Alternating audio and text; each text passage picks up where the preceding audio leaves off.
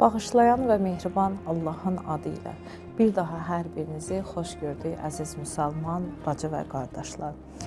Bilirsiniz ki, hədis və rəvayətlərdə də gəlmişdir, Qurani-Kərimdə də gəlmişdir ki, Qurani-Kərim Ramazan ayında nazil olmuşdur və bu mübarək ayda Qurani-Kərimi oxumaq, Qurani-Kərimi tilavət etmək, dinləmək, ümumiyyətcə Qurani-Kərimlə ünsiyyət yaratmaq çox tövsiyə olunmuşdur ki, dedik ki, bu ay Allah qonaqlığıdır, Allah dərgahında olan bəndələrin qonaqlığıdır və mübarək süfrənin ən gözəl bəzəyi də Qurani-Kərimdir ki, bizlər gündəlik həyatımızda ümumiyyətcə Quranla ünsiyyətimizi daha çox etməliyik və bunu məxsus Ramazan ayında etməliyik. Çünki Ramazan ayının elə bir hörməti, elə bir bərəkəti, elə bir əzəməti vardır ki, digər aylarda olunan hər bir əməlin 1000 qatı Ramazan ayında bəndələrinə verirlər ki, məxsus hədis və rəvayətlərdə gəlmişdir ki, hər kəs Ramazan ayında bir ayə oxusa, bir ayə tilavət eləsə, 1000 ayənin savabı verilir.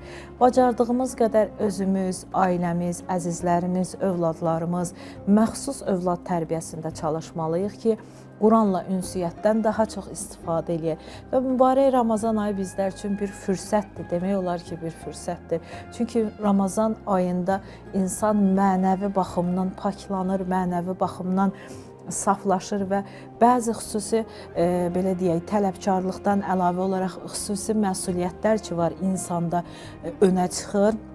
Bacardığımız qədər həmin bu fürsətdən istifadə edərək özümüz və ailəmiz Qurani-Kərimdə ünsiyyətimizi daha çox artırmalıyıq inşallah.